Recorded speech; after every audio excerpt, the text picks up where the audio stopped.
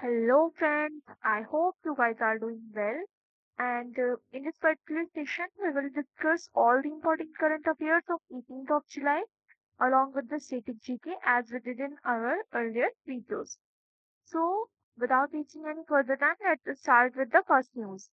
Late me tell you कि जो भी मैं न्यूज़ आपको कवर करा रही हूँ वो सभी एग्जाम्स के लिए इम्पोर्टेंट है।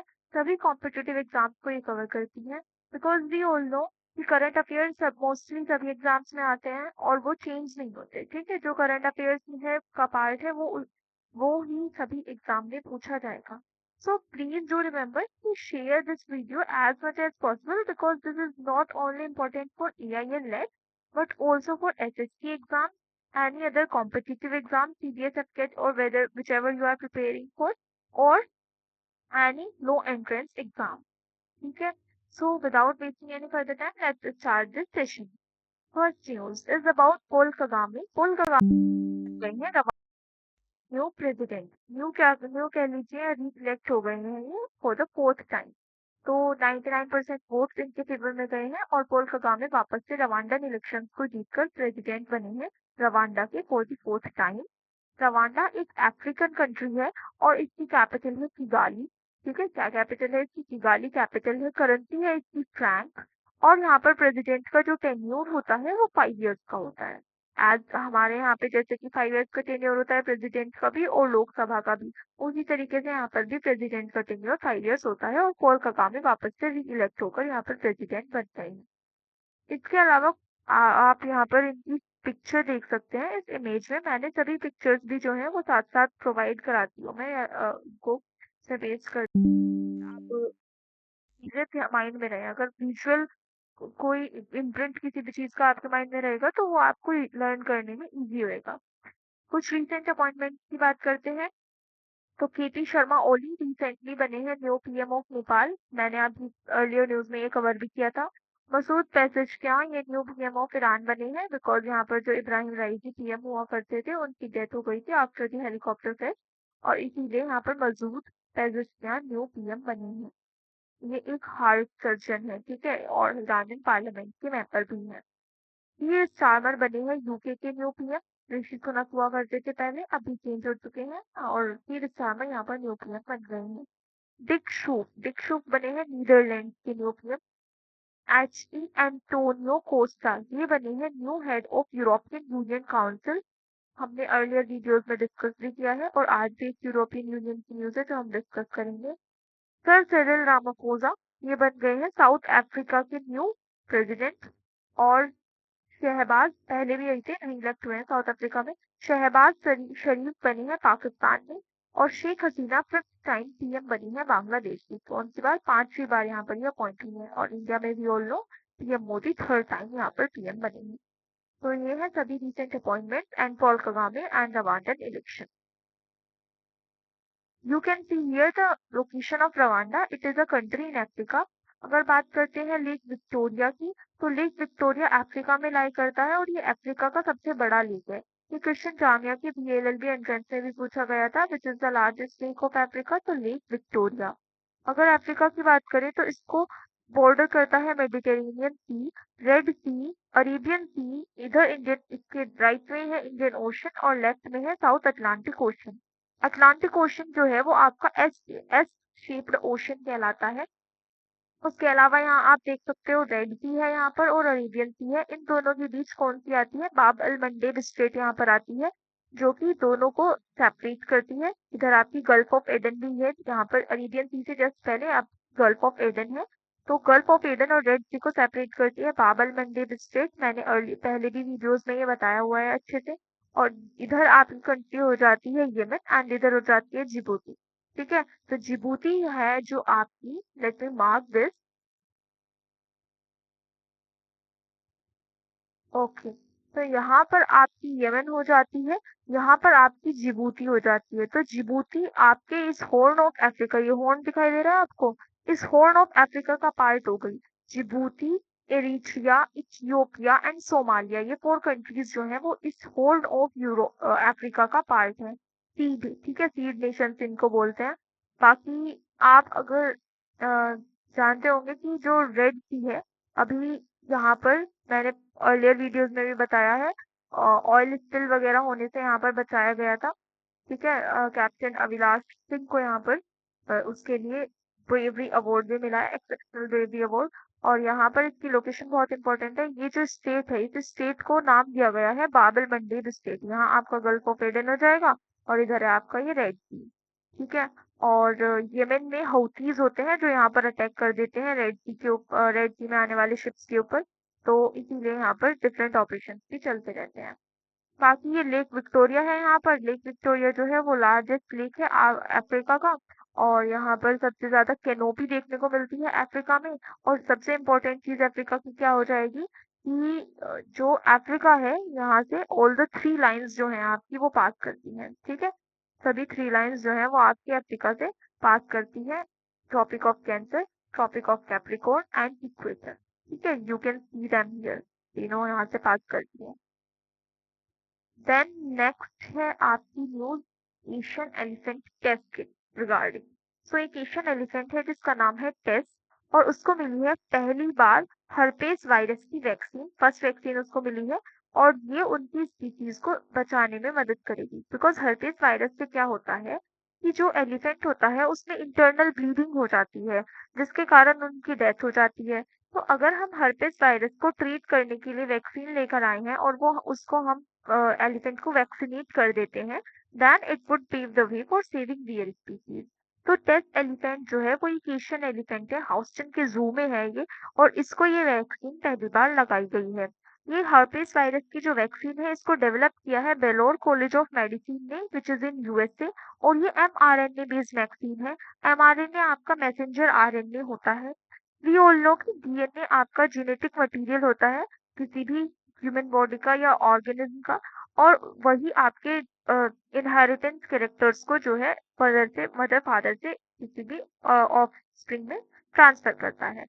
और इसी तरह आपका जो आरएनए होता है ये सिंगल स्ट्रैंडेड होता है। और मैसेंजर आरएनए जो है वो आपके तीन तरह के आरएनए होते हैं, टीआरएनए, एमआरएनए एंड आरआरएनए। तो मैसेंजर आरएनए बेस्ड वैक्सीन यहाँ पर डेवलप की गई है जो कि बेलोर कॉलेज ऑफ मेडिसिन ने बनाई है। देन अगर हम बात करें इबोला वायरस की, तो ये इबोला वायरस से क्यों कंपेयर कर रहे हैं, because herpes virus is similar to Ebola virus. Ebola virus जो है वो पहली बार इसके केसेस कॉन्गो अफ्रीका में देखने को मिले थे इन द ईयर 1976। और इसका नाम इसीलिए इबोला रखा गया because the cases were found on the bank of river Ebola. ठीक है, इबोला रिवर के आसपास जो है केसेस मिले थे, इसीलिए इस वायरस का नाम इबोला रख दिया गया। इसमें भी इंटरनल ब्लीडिंग हो जाती है ऑर्गेनिज्म में। कोई भी पर्टिकुलर पर्सन है उसके अंदर इंटरनल ब्लीडिंग हो जाती है जिसके कारण उसकी डेथ हो जाती है। इसी तरीके से जो हर्पेस वायरस है वो एलिफेंट्स में इंटरनल ब्लीडिंग कॉज करता है। एलिफेंट सेंसस की अगर हम बात करें तो ये कर्नाटका में कंडक्ट कराया गया था, उसके बाद ये उड़ीसा में कंडक्ट कराया गया और यहाँ पर 122 एलिफेंट्स जो हैं वो बढ़ गए हैं, इंक्रीज हुए हैं। बनेरघट्टा नेशनल पार्क ये भी कर्नाटका में है और ये अभी रिसेंटली बायोलॉजिकल जू बना है। उसके अलावा एलिफेंट प्रोजेक्ट और टाइगर प्रोजेक्ट दोनों इंपॉर्टेंट हो जाते हैं। एलिफेंट प्रोजेक्ट 1992 में लॉन्च हुआ था, टाइगर 1973 में लॉन्च हुआ था। एलिफेंट डे आप 12 अगस्त को मनाते हो, टाइगर डे आप 29 जुलाई को मनाते हो। ठीक है, last year Bandipur national park में जो है और टाइगर डे सेलिब्रेट किया गया था। लेट्स सी इस ईयर कहाँ पर मनाया जाता है। और टाइगर डे इम्पोर्टेंट है, एलिफेंट डे इम्पोर्टेंट है, एलिफेंट प्रोजेक्ट इम्पोर्टेंट है, प्रोजेक्ट टाइगर इम्पोर्टेंट है। Please do remember that. Then let's move to the next news. USA to start deploying long-range weapons in Germany in 2026. तो ये क्या हुआ है? Germany जो है वो एक यूरोपियन कंट्री है और यूएसए और यूरोपियन कंट्रीज का एक ऑर्गेनाइजेशन है जिसको हम कहते हैं NATO, that is North Atlantic Treaty Organization. ये इसके अंदर वो सभी कंट्रीज आती हैं जो कि नॉर्थ अमेरिकन और यूरोपियन कंट्रीज हैं। इसको बनाया गया था 4 अप्रैल 1949 को और करेंटली इसमें 32 मेंबर्स हैं। रिसेंट मेंबर्स जो इसमें ऐड ऑन हुए हैं वो है फिनलैंड और स्वीडन। अब इसका बनाने का पर्पस क्या था, तो जब कोल्ड वॉर चल रही थी उस दौरान यूएसए और रशिया के दो जो हैं वो दोनों अपोजिट साइड पर थे, दोनों एक दूसरे के एनिमी थे। और यूएसएसआर दैट इज जो आज के टाइम पर रशिया कहलाता है, उसके अगेंस्ट यूएसए ने इस ग्रुप को बनाया था जिसको नाम दिया गया था नॉर्थ अटलांटिक ट्रीटी ऑर्गेनाइजेशन। अब ये इस इम्पोर्टेंट किस लिए है? ये इम्पोर्टेंट इसलिए है बिकॉज नाटो चार्टर का आर्टिकल नंबर 5 कहता है कि अगर नाटो कंट्रीज में किसी भी एक कंट्री के ऊपर अटैक होता है, इट मीन कि वो सभी कंट्रीज के ऊपर अटैक है, और जो भी नाटो में प्रेजेंट मेंबर्स हैं वो सभी उस कंट्री को डिफेंड करेंगे जिसके ऊपर अटैक हुआ है, और उसकी हेल्प करेंगे। ठीक है, यानी कि attack on one will be considered as attack on all. तो यूएसए ने अब क्या किया है रिसेंटली, नाटो का हेडक्वार्टर भी याद रखिएगा ब्रुसेल्स जर्मनी में है, और इसके जो अभी हेड हैं वो भी चेंज हुए हैं। पहले जेंस स्टोल्टनबर्ग हुआ करते थे, मैंने आपको बताया भी था कि कौन बने हैं न्यू हेड। आप मुझे कमेंट सेक्शन में बताना। और नाटो समिट 2024 के जो होस्ट है वो यूएसए रहा है, हमने अभी वीकली करंट अफेयर्स में ये पढ़ा था। और यूक्रेन कॉम्पैक्ट यहाँ पर साइन किया गया है बिकॉज रशिया यूक्रेन वॉर क्यों हुई थी? रशिया यूक्रेन वॉर इसलिए स्टार्ट हुई because Ukraine want to be the member of NATO, और यूक्रेन अगर नाटो का मेंबर बन जाता देन यूक्रेन को प्रिवेंट करता यूएसए, ठीक है, डिफेंड करता उसको। बट ये नाटो का मेंबर नहीं बन पाया, बिफोर दैट यूएसएसआर और रशिया ने उधर से अटैक कर दिया, और अभी भी ये कॉन्फ्लिक्ट जारी है। और यूक्रेन जो है वो यहाँ पर उसने पार्टिसिपेट किया था, यूक्रेन को की हेल्प करने के लिए यूएसए ने जो है यूक्रेन कॉम्पैक्ट साइन किया। यहाँ पे 25 सिग्नेटरीज थे जो इसको जिन्होंने इसको साइन किया है। तो नाटो मैंने आपको अच्छे से बता दिया, अब देखते हैं कि न्यूज किस बारे में है। तो न्यूज ये है कि यूएसए ने लॉन्ग रेंज वेपन डिप्लॉय किए हैं जर्मनी में, और डिप्लॉय कर दिए जाएंगे 2026 तक। तो यूएसए का एक टास्क फोर्स है जिसको कहते हैं मल्टी डोमेन टास्क फोर्स, जो help which help the countries who are in fear of any attack from the side of Russia। सो हम इनडायरेक्टली कह सकते हैं कि रशिया की साइड से अटैक होने, अगर कोई भी अटैक होता है किसी भी कंट्री के ऊपर, तो उसको प्रिवेंट करने के लिए यूएसए ने मल्टी डोमेन टास्क फोर्स बनाई हुई है। और इसी के अंडर, इसी टास्क फोर्स के अंडर जो यूएसए है वो डिफरेंट वेपन्स डिफरेंट नेशंस या वेरियस नेशंस में डिप्लॉय करता है जो कि यूएसए के साथ खड़े हैं। अब जर्मनी एक यूरोपियन कंट्री है और नाटो का मेंबर भी है, तो यूएसए का फर्ज बनता है कि वो long range weapon, we can say, फर्ज तो नहीं कह सकते हम, बट हाँ, ऑफ कोर्स यूएसए की मल्टी डोमेन टास्क फोर्स है and Germany is also against Russia, तो they are deploying long range weapons in Germany, और ये 2026 तक डिप्लॉय कर दिए जाएंगे। दो मिसाइल सिस्टम्स यहाँ पर डिप्लॉय किए जाएंगे, SM-6 और टोमाहोक। SM-6 स्टैंडर्ड मिसाइल 6, एक तो ये मिसाइल सिस्टम है, दूसरा है टोमाहोक। दोनों ही ये लॉन्ग रेंज मिसाइल सिस्टम्स हैं, दोनों ही 30 टू 30 मिसाइल है, और इनको यहाँ पर डिप्लॉय किया जाएगा बाय द ईयर 2026।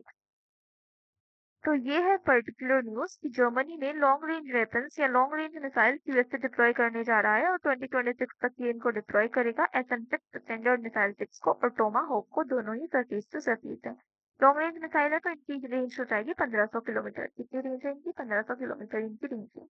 नाटो के बारे में सब कुछ अच्छे से याद रखना सभी पॉइंट्स को, बिकॉज बहुत सारे क्वेश्चन नाटो से पूछे जाते हैं, और नाटो अभी करेंटली न्यूज में भी है। सो इस तरीके से अगर आप जो करंट अफेयर्स पढ़ रहे हो दैन उससे स्टैटिक जीके को रिलेट करके पढ़ते हो तो बहुत इजी बन जाएगा आपके लिए कोई भी चीज को याद करना, और बार बार चीजें रिवाइज होंगी तो आपको अपने आप ही सभी चीजें लर्न हो जाएंगी। ऐसे पूरी बुक उठा के स्टैटिक जीके की वैसे आपको पढ़ने की जरूरत नहीं है। देन समिट 2024 की बात करते हैं, कुछ इंपॉर्टेंट समिट जो 2024 में कंडक्ट हुई है।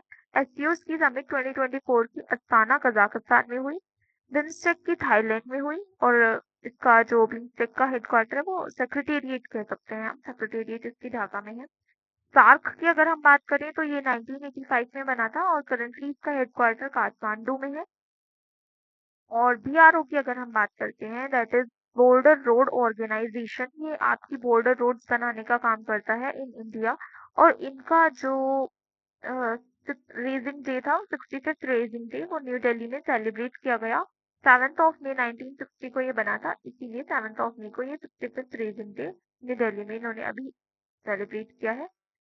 So do remember the year of formation of BRO, exams में पूछा जाता है। Then G7 is group of 7 countries, इसका जो मीटिंग हुई थी अभी वो कहाँ पर हुई? इटली में हुई 2024 की समिट। G20 2024 समिट हुई थी ब्राजील में, ठीक है। 2023 में कहाँ पर हुई थी? इंडिया में हुई थी। अभी कहाँ पर होगी 2024 में? ब्राजील में होगी। Then next news is about Squalus, ये एक न्यू स्पीसीज है डॉगफिश शार्क की। तो डॉगफिश शार्क की ये न्यू स्पीसीज डिस्कवर की गई है in Arabian sea by ZSI, that is zoological survey of India. जैसे आर्कियोलॉजिकल सर्वे ऑफ इंडिया है वैसे ही जूलॉजिकल सर्वे ऑफ इंडिया है, और इन्होंने अभी डिस्कवर किया है स्क्वेलस को, which is a new species of dogfish shark. कहाँ पर किया है? केरलम में किया है, या केरला कह लीजिए, इन अरेबियन सी से आपका केरला लगता है। अरेबियन केरला का बॉर्डर अरेबियन सी से लगता है, तो यहाँ पर ये डॉगफिश शार्क पाई गई है। ये काफी डीप वाटर रिजाइडिंग फिश होती है, और इसका एक्सप्लॉइटेशन किया जाता है फॉर द लीवर ऑयल। ठीक है, इसके लीवर ऑयल के लिए इसका एक्सप्लॉइटेशन किया जाता है और इसकी हंटिंग एंड ऑल की जाती है। बट अभी अगर हम बात करते हैं जेड एस आई की, तो जेड एस आई ने इसको डीप ओशन मिशन की मदद से रिसर्च किया है और डिस्कवर किया है। और जेड जो डीप ओशन मिशन है वो मिनिस्ट्री ऑफ एनवायरनमेंट का एक मिशन है। तो यहाँ पर इसका स्पीसीज का नेम याद रखिएगा, और तो इस मिशन के अंडर डिस्कवर किया गया है, डीप ओशन मिशन के अंडर किया गया है, जेड ने किया है। जेड के बारे में देख लेते हैं। Z zoological survey of India ministry of environment के अंडर में आता है। भूपेंद्र यादव वापस से आपके मिनिस्टर ऑफ एनवायरनमेंट बने हैं आफ्टर 18 लोकसभा इलेक्शन। जेजेएसआई की बात करें तो इसका हेडक्वार्टर कोलकाता में है। इसको 1916 में फॉर्म किया गया था, 1916 में बना था ये। और अगर बात करें एएसआई की, आर्कियोलॉजिकल सर्वे ऑफ इंडिया, वो आपका 1861 में बना था, जबकि जेजेएसआई 1916 में बना था। इसकी हेड हो जाएंगी प्रीति बैनर्जी। अगर बात करते हैं बोटेनिकल सर्वे ऑफ इंडिया की, तो ये भी कोलकाता में हेडक्वार्टर है, और ये बना था आपका 1819। तो प्लीज रिमेम्बर द हेडक्वार्टर। भले ही आप फॉर्मेशन ईयर याद न रख पाओ, बट हेडक्वार्टर्स जरूर याद रखिएगा, एसआई की हेड का नाम याद रखिएगा। और डॉगफिश जो है अंडमान एंड निकोबार में भी पाई जाती है, तो उसका नाम है डुगोंग फिश, और इसको सी काऊ भी कहते हैं। तो please remember the name of dog fish found in Andaman and Nicobar island, dugong fish और the sea cow. So Squalus schema is the new species of dogfish shark discovered in a region by then हम बात करते हैं waste Bengal के बारे में। ठीक है, स्टेट ऑफ द डे है ये हमारी, जो भी हमारी स्टेट ऑफ द डे हुआ करेगी उसमें हम पर्टिकुलर स्टेट के सभी टेक्स्ट को देखेंगे, पढ़ेंगे और उनको लर्न करेंगे। तो वेस्ट बंगाल की कैपिटल कोलकाता हो जाएगी। फॉर्मेशन ईयर हो जाता है 1950, स्टेटहुड मिला था इसको 1950 में। लेजिस्लेटिव असेंबली में यहाँ पर 2295 सीट्स हैं। लोअर हाउस जो है यहाँ पर इनके लिए 42 सीट्स हैं, और अपर हाउस जो है यानी कि राज्यसभा, यहाँ पर इनके लिए 16 सीट्स हैं। यहाँ पर एक लेक देखने को मिलता है जिसका नाम है शिशिक बिल। यहाँ पर मेन रिवर है हुगली रिवर, इसके ऊपर बना है कोलकाता पोर्ट। यहाँ पर डैम है मुक्त मणिपुर डैम, ठीक है, मुकुट मणिपुर डैम, सॉरी, ये मुकुट मणिपुर डैम यहाँ पर बना हुआ है। और फेस्टिवल यहाँ पर सेलिब्रेट होता है दुर्गा पूजा, जो कि यूनेस्को की वर्ल्ड हेरिटेज साइट की लिस्ट में भी इनटेंजिबल साइट्स का पार्ट है। और फोक डांस यहाँ पर होता है छऊ एंड गंभीरा, ये दो फोक डांस यहाँ पर परफॉर्म किए जाते हैं। यहाँ पर इम्पोर्टेंट नेशनल पार्क है सुंदरबन नेशनल पार्क, जहाँ पे आपको रॉयल बंगाल टाइगर देखने को मिलते हैं, मैनग्रोव फॉरेस्ट देखने को मिलते हैं। ठीक है, सुंदरबन नेशनल पार्क बहुत इंपॉर्टेंट है, बहुत ज्यादा एग्जाम्स में पूछा जाता है, कहाँ पर है? वेस्ट बंगाल में। Then next news is about Roberta Metsola. तो मैंने आपको बताया था कि यूरोपियन पार्लियामेंट की को लेकर आज एक और न्यूज हमारे पास है। तो वो यही है कि रोबर्टा मेट्सोला जो है वो वापस से री इलेक्ट हुई as the president of European parliament. European parliament, European council, ये सब क्या है? तो यूरोपियन यूनियन जो है, यूरोपियन यूनियन जो है उसके थ्री पार्ट्स है। क्या है वो three part? European council, European commission and European parliament. ये थ्री पार्ट यूरोपियन यूनियन के हैं, और ये तीनों में ही डिफरेंट डिफरेंट हेड है। अगर हम बात करें यूरोपियन काउंसिल की, तो हमने अभी देखा था कि यहाँ पर न्यू हेड बनी है एंटोनियो कोस्टा। अगर हम बात करते हैं यूरोपियन कमीशन की, तो ये ब्रुसेल्स में हेडक्वार्टर्ड है। इसको बनाया गया था बाय ट्रीटी ऑफ मैड्रिड। जैसे सभी ऑर्गेनाइजेशन को बनाने से पहले एक पर्टिकुलर चार्टर उनका होता है, एक पर्टिकुलर ट्रीटी को साइन किया जाता है, इसी तरह यूरोपियन कमीशन को बनाने के लिए ट्रीटी ऑफ maastricht साइन हुई थी 1993 में। और यहाँ पर टोटल मेंबर्स है यूरोपियन कमीशन में 27। ठीक है। ब्रेग्जिट होने के बाद पहले ब्रिटेन भी यूरोपियन कमीशन का मेंबर हुआ करता था, बट ब्रिटेन के एग्जिट के बाद यहाँ पर 27 मेंबर्स रह गए हैं। और इसकी हेड है उर्सुला वोन। ऐसे ही यूरोपियन पार्लियामेंट जो है उसकी हेड वो बनी है रोबर्टा मेट्सोला। पहले भी यही थी और वापस से ये इलेक्ट। तो ये आपकी अकॉर्डिंग न्यूज थी यूरोपियन पार्लियामेंट से रिलेटेड।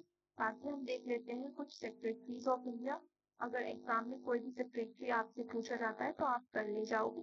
तो try to remember that. Revenue secretary है आपके संजय मल्होत्रा। डिफेंस सेक्रेटरी है गिरिधर अरामाने। फाइनेंस सेक्रेटरी है V Somanathan. Economic affairs secretary है अजय सेठ। एक्सपेंडिचर सेक्रेटरी है TV Somanathan. Home secretary of India है Ajay Kumar Bhalla. Foreign secretary of India मैंने रिसेंटली न्यूज में भी पढ़ाया था, विक्रम मिश्री बन चुके हैं। पहले विनय मोहन क्वात्रा हुआ करते थे, अब विक्रम मिश्री हो चुके हैं। Ministry of FDI secretary GT सम्राट and Cabinet Secretary Rajiv Gauba.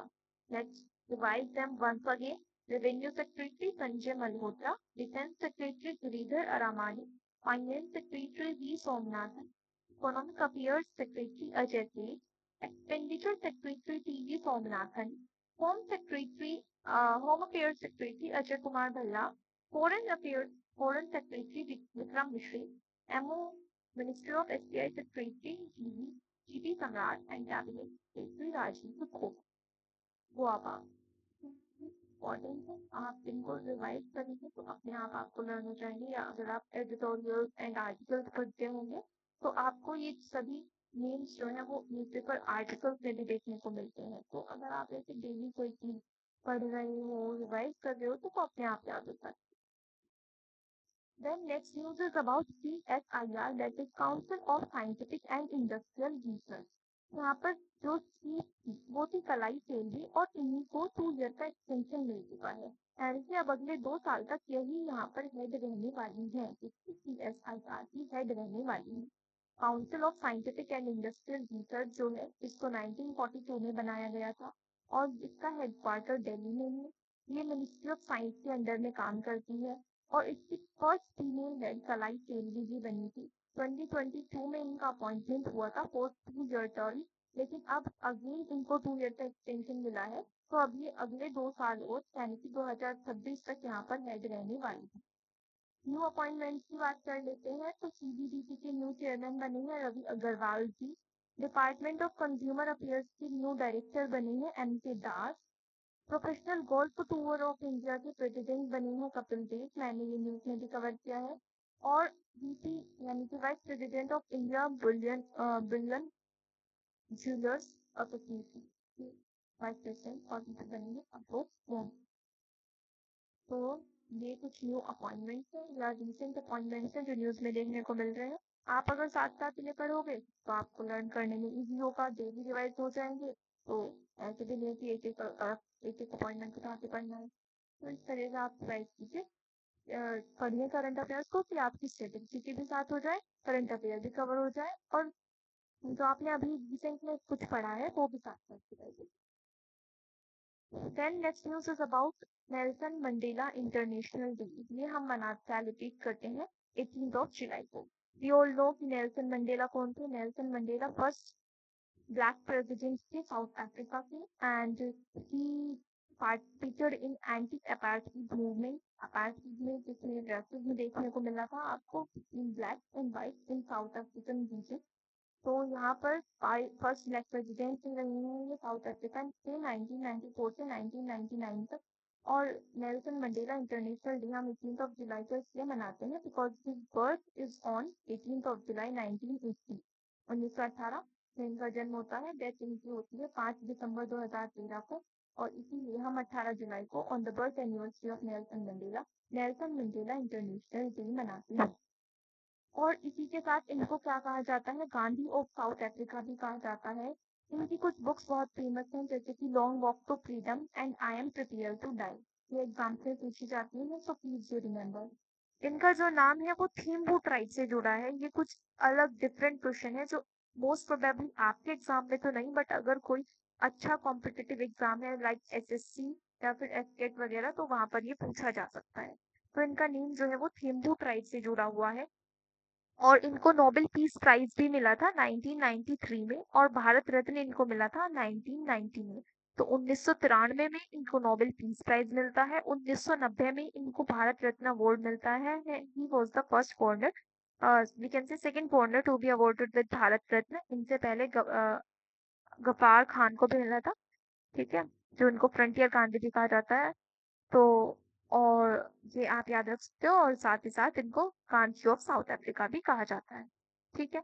तो ये है रहा नेल्सन मंडेला के बारे में, जो भी इम्पोर्टेंट फैक्ट्स थे वो मैंने आपको बता दिए। Then let's revise days of the July, जो हमने 1 जुलाई से जितने भी डेज पढ़े हैं हम सभी को रिवाइज कर लेते हैं एक बार। नेशनल डॉक्टर्स डे हमने 1 जुलाई को पढ़ा था। नेशनल पोस्टल वर्कर्स डे हमने 1 जुलाई को पढ़ा था। चार्टर्ड अकाउंटेंट्स डे हमने 1 जुलाई को पढ़ा था। 2 जुलाई को हमने पढ़ा था वर्ल्ड यूएफओ डे। 6 जुलाई को हम मनाते हैं वर्ल्ड जूनोसिस डे। 11 जुलाई को हम सेलिब्रेट करते हैं world population day. Malala day हम मनाते हैं 12 जुलाई को। वर्ल्ड यूथ स्किल्स डे हम मनाते हैं 15 जुलाई को।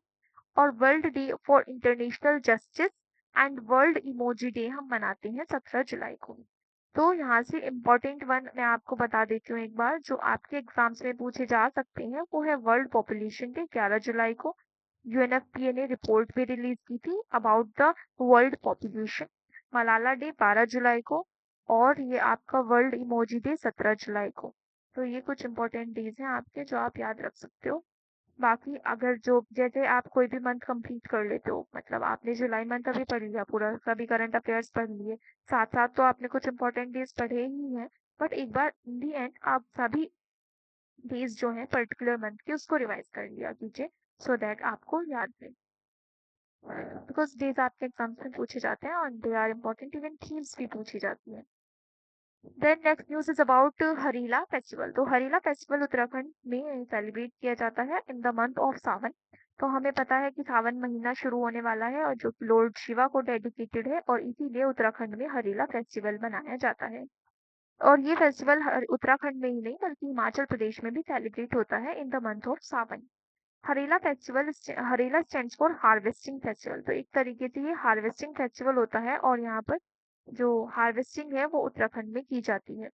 ओरिजिन इसका क्या है, यानी कि हरेला फेस्टिवल आया कहाँ से है, तो इसका ओरिजिन हो जाएगा कुमाऊं हिमालय इन उत्तराखंड। कुमाऊं हिमालय में रहने वाली जो भी ट्राइब्स हैं या जो भी लोग वहां पर रहते हैं, उन्होंने इसको सेलिब्रेट करना स्टार्ट किया था। और ये अ, आज के टाइम में पूरे उत्तराखंड में इसको सेलिब्रेट किया जाता है, हिमाचल प्रदेश में भी सेलिब्रेट किया जाता है। यहाँ पे एक इम्पॉर्टेंट डिश बनाई जाती है इस फेस्टिवल पर, जिसको कहते हैं भात की चुरकनी, ठीक है।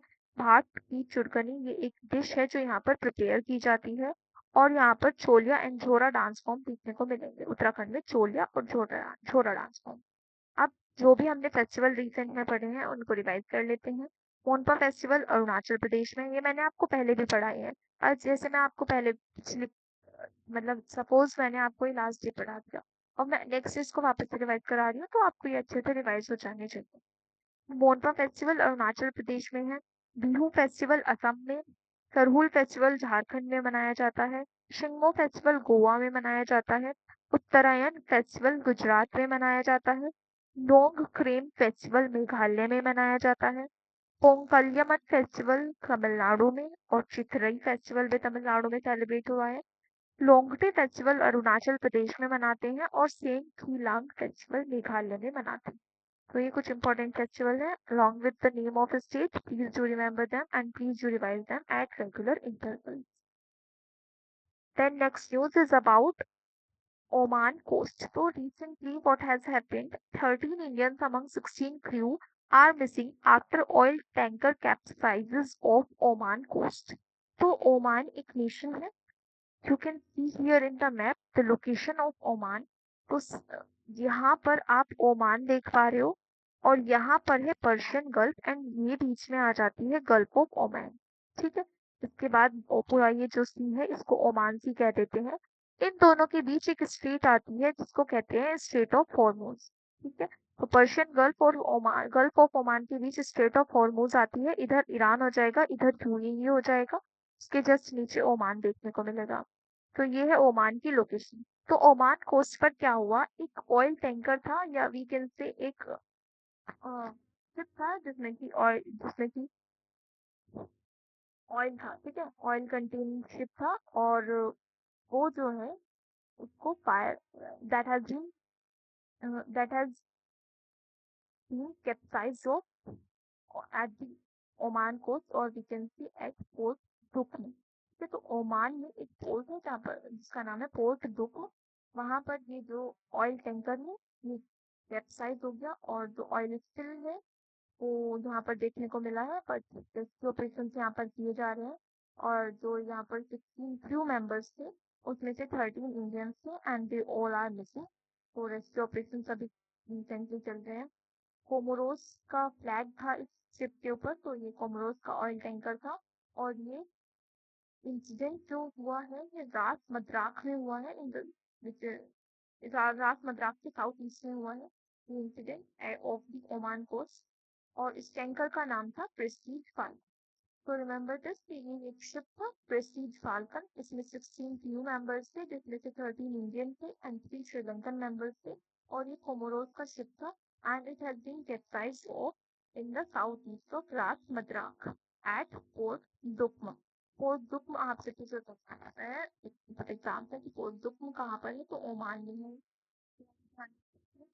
बाकी अभी मैंने आपको बताया था कि एक कैप्टन ग्रेवी अवार्ड आईएमओ ने दिया है, that is international maritime organization, इसको दिया है कैप्टन अभिलाष रावत को for his exceptional rescue operation that conducted in the red sea. IMO जो है मैरीटाइम ऑर्गेनाइजेशन वाटर को रेगुलेट करने का काम करता है, तो ये बना था क्वार्टर है लंदन। ठीक है, तो लंदन में क्वार्टर है आईएमओ का 19 incident took place in southeast of Africa, British Falcon was the name of oil spill। बाकी मैंने आपको लोकेशन ऑफ ओमान भी बता दी। अब चलते हैं नेक्स्ट न्यूज की तरफ। Sri Lanka cricket set to host ICC annual conference from 19 July to 22 जुलाई। तो आईसीसी क्या है, आईसीसी है इंटरनेशनल क्रिकेट काउंसिल। अब जैसे हर साल एक एनुअल कॉन्फ्रेंस होती है किसी पर्टिकुलर ऑर्गेनाइजेशन की, वैसे ही आईसीसी एनुअल कॉन्फ्रेंस जुलाई मंथ में कंडक्ट की जा रही थी। आईसीसी इंटरनेशनल क्रिकेट काउंसिल जिसको 1909 में बनाया गया था, और यहाँ पर हेड हो जाएंगे, सॉरी इसका हेडक्वार्टर हो जाएगा दुबई में। इसमें सीईओ अलग है, चेयरपर्सन अलग है। सीईओ है रॉब एलरडाई और चेयरपर्सन है ग्रेग पार्क। ठीक है, तो ये दोनों पर्सन के नेम याद रखिएगा, फॉर्मेशन याद रखिएगा। तो जैसे अब हम सभी को पता है T20 वर्ल्ड कप 2024 ओवर हो चुका है, यूएसए एंड वेस्ट इंडीज में कंडक्ट किया गया था और इंडिया यहाँ पर जीता है। इसी के साथ अभी चैंपियंस ट्रॉफी होगी 2025 में। उसके बाद कोई भी क्रिकेट टूर्नामेंट है किस तरह से उसको शेड्यूल करना है, वो सब चीजें यहाँ पर एनुअल कॉन्फ्रेंस में डिस्कस की जाएगी। और ये होस्ट कौन करेगा, श्रीलंका क्रिकेट को होस्ट करेगा। बाकी अनादर न्यूज है कि इंडिया ने $2.5 मिलियन का जो फंड है वो पैलेस्टीन रिफ्यूजीज को दिया है, ग्रांट किया है। Because you know Israel Palestine war is currently going on and therefore so many Palestinians are suffering over there। तो यहाँ पर उनको फंड किया है इंडिया ने $2.5 मिलियन का। Then let's discuss about two new appointments जो कि सुप्रीम कोर्ट में हुए हैं। तो सुप्रीम कोर्ट में दो न्यू जजेस का अपॉइंटमेंट हुआ है, एक है जस्टिस एन कोटेश्वर सिंह और दूसरे हो जाएंगे जस्टिस आर महादेवन। तो ये दो रिसेंट अपॉइंटमेंट्स यहाँ पर देखने को मिले हैं। सुप्रीम कोर्ट के जज एएस बोपन्ना और अनिरुद्ध बोस के रिटायरमेंट के बाद इन दोनों का अपॉइंटमेंट किया गया है। तो किसका रिटायरमेंट हुआ है, एएस बोपन्ना और अनिरुद्ध बोस, और उन दोनों की जगह पर आई हैं justice N Koteshwar Singh and justice R Mahadev. ये दोनों आए हैं और वापस से सुप्रीम कोर्ट की जो स्ट्रेंथ है, जजेस स्ट्रेंथ है, वो 34 हो चुकी है। 33 प्लस 1 है सीजेआई और chief justice of India. Currently आपके 50 सीजेआई कौन है, डीवाई चंद्रचूड़ है। अब बात कर लेते हैं सुप्रीम कोर्ट के बारे में। सुप्रीम कोर्ट को 28 जनवरी 1950 को बनाया गया था, वेरी इंपॉर्टेंट डेट। तो प्लीज डू रिमेम्बर दिस, 28 जनवरी 1950 को ये बना था। Article 124 deals with the supreme court. Supreme court में एक जजेस होते हैं और दूसरे आपके सीजेआई होते हैं। जजेस का अपॉइंटमेंट अंडर आर्टिकल 124 क्लोज 4 में होता है और इसी के लिए कोलिजियम सिस्टम है हमारा। ठीक है, सुप्रीम कोर्ट या हाई कोर्ट में अगर जजेस का अपॉइंटमेंट होता है तो उसके लिए we have a collegium system जिसको हेड करते हैं सीजेआई। फोर सीनियर मोस्ट जजेस along with CJI take the decision of take decision कि सुप्रीम कोर्ट में किसको जज बनाया जाए या किसको नहीं बनाया जाए। एंड देन वो फिर प्रपोजल जो है उनका जो भी रिकमेंडेशन होती है वो यूनियन लॉ मिनिस्टर के पास जाती है। यूनियन लॉ मिनिस्टर उसको पीएम के पास पहुंचाते हैं। पीएम उसको वी कैन से अप्रूवल देते हैं एंड देन उसके बाद फाइनली प्रेसिडेंट यहाँ पर अपॉइंटमेंट करते हैं। लेकिन इसको इनको सेलेक्ट करने का या नॉमिनेट करने का जो जिम्मा है वो किसके पास होता है, कोलिजियम सिस्टम के पास होता है। कोलिजियम सिस्टम के बारे में आपको जानना बहुत इंपॉर्टेंट है बिकॉज लो एंट्रेंस एग्जाम में ये पूछा जाता है। 1992 में जो सेकंड जज केस हुआ था उसके बाद कोलिजियम सिस्टम आया था। मैं इसको पूरा अलग से भी डिस्कस कर लूंगी एक वीडियो में। तो कोलिजियम सिस्टम आने के बाद जो भी हाई कोर्ट और सुप्रीम कोर्ट के जजेस को अपॉइंट करने की पावर है वो किसके हाथों में चली गई थी, सीजेआई के हाथों में चली गई थी। उससे पहले प्रेसिडेंट अपॉइंट किया करते थे। लेकिन अगर हम चीफ जस्टिस ऑफ इंडिया की बात करते हैं तो चीफ जस्टिस ऑफ इंडिया का अपॉइंटमेंट प्रेसिडेंट ही करते हैं बट इनको नॉमिनेट करने का काम सिटिंग जज का होता है। और सिटिंग जज के बाद जो अगले सीनियर मोस्ट जज होते हैं वही सीजेआई बनाए जाते हैं after the appointment of president. Supreme court जजेस का appointment article 124 close 4 through collegium system. Final appointment president करेंगे। ओथ ली जाती है in the presence of CJI. CJI इनको ओथ दिलाते हैं। ओथ सेरेमनी होती है एक प्रॉपर। टेन्योर इनका होता है 65 ईयर्स ऑफ एज या फिर 6 years of tenure which ever is earlier. तो अगर 65 साल के वो हो चुके हैं उसके बाद उनका रिटायरमेंट हो जाएगा या 6 साल का टेन्योर उन्होंने कंप्लीट कर लिया है देन उसके बाद इनका रिटायरमेंट हो जाता है। बात करें सीजीआई की जो कि करेंटली डीवाई चंद्रचूड़ है। इनको अपॉइंट करते हैं प्रेसिडेंट बट इनको नॉमिनेट करते हैं करंट सिटिंग जज और ये होते हैं सीनियर मोस्ट जज ऑफ सुप्रीम कोर्ट। इनको ओथ कौन दिलाता है, इनको भी प्रेसिडेंट ओथ दिलाते हैं। अगर अदर जजेस की बात करें तो उनको सीजीआई ओथ दिलाते हैं लेकिन खुद सीजीआई को कौन ओथ दिलाता है, प्रेसिडेंट। ये दोनों एक दूसरे को ओथ दिलाते हैं यानी कि सीजीआई प्रेसिडेंट को जब प्रेसिडेंट अपॉइंट होते हैं और प्रेसिडेंट सीजीआई को जब सीजीआई अपॉइंट होते हैं। ठीक है, अगर हम बात करते हैं हाई कोर्ट की तो हाई कोर्ट में भी कोलिजियम सिस्टम काम करता है। कोलिजियम सिस्टम कहीं भी कॉन्स्टिट्यूशन में मेंशन नहीं है।